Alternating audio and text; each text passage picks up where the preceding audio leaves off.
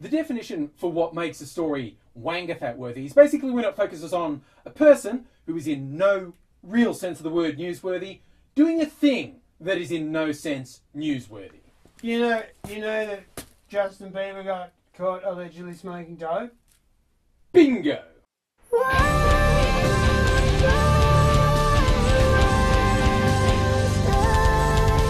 Yes, it's WAINGAFAT Wednesday, where I tell you, who am I not giving a fuck about today? And today, look, as in any day, not giving a fuck about Justin Bieber. Hello. And the W for what? Is what AZ shared us with the furor around the concept that the Biebs... The Biebster, the Biebmeister, may have been smoking the Mary Jane. the Canadian... Because there's a photo circulating of him partying in a hotel room with what appears to be a hand-rolled cigarette in his hand. That's right. And So, he's allowed to have a hand-rolled cigarette in his hand because he's 18 and everything, right? Yes, and that's the other thing. He chose to party on New Year's Eve, apparently, in Mexico, where it would be legal for an 18-year-old to drink alcohol, not with the insane laws in the US where you have to be 21, which makes no sense whatsoever. But you see, the thing is... No, it makes sense. You're allowed to get shot at when you're 17 in America and go in the army, but you're not allowed to drink till you're 21 or vote. Yeah, so, you know, that...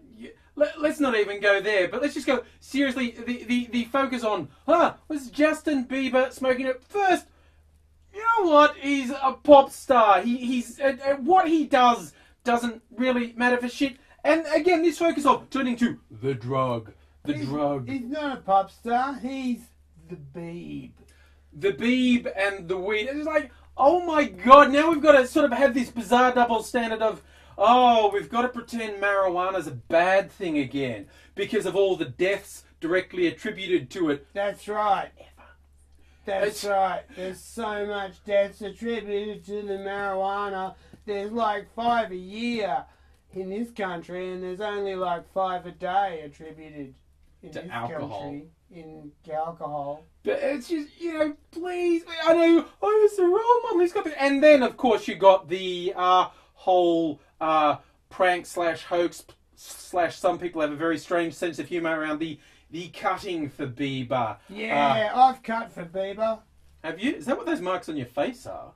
No, that's just my face. Aha! Oh, I feel bad for having brought that up now. No, I did a thing on my elbow. Check it out. Ow, it really hurts. But that was me more falling over for Bieber. And I was going... Dooba dooba dooba, oh, the Biebster, baby, baby, whoa, fuck, splash. And then I went, ow. And then I went, oh, I don't have to cut myself for Bieber now because I already did it. I will point out that he did actually say that was the falling for Bieber, not being pushed over by Angry for Bieber for singing Bieber songs when he was expressly told not to, okay? On record. I want that on record, okay? I felt like it was a special fall. No. You already said falling. There's no going back on that. And I want to point out, because apparently certain people who like to start trolley-type jokes thought, let's start an online trend about cutting for Bieber and say that impressionable girls are threatening to cut themselves if the Bieb doesn't stop doing the drugs, and then even maybe we could. Hey, it would be funny if we made some emotionally vulnerable people actually do that. And again, the absolute fucking shitty way the media handled this, like so many of them presenting like cutting as like a thing that's in a box. People who do self-harm are people, right? They are as different as any other group of people. It's not as different as me. No one's as different as you, man. But that's another story for another time.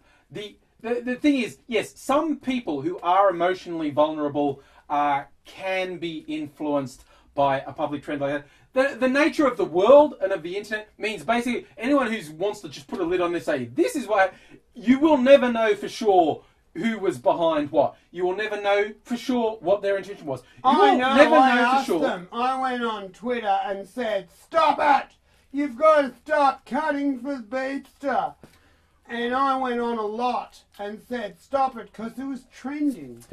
Which is a point worth bringing up. AZ wasn't alone in going on Twitter and using the hashtag and saying it was a bad thing. Bad thing. I've said to people often enough, if something is on that you don't like, whether it's music, whether it's a TV show, whether it's a comedian, whether it's a politician, don't engage because it's the attention that keeps them alive. But that's more an abstract sense. In terms of Twitter trending topics, that's an actual, not physical, but that's an actual concrete, real link in that if you use the words, if you use the hashtag, if you use the trending topic, you are by definition perpetuating it.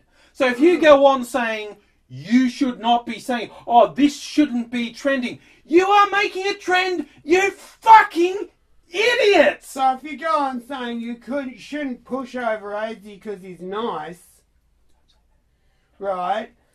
That'd trend, and then people who pushed over AZ because they're not nice, not saying who, but his initials rhyme with angry, right? They would get like some kind of weird thrill out of it. So my point being, the whole thing with WAINGAFAT, you know, it's not, obviously, because if I then say, oh, I don't give about Justin Bieber, I am by definition giving more attention to Justin Bieber.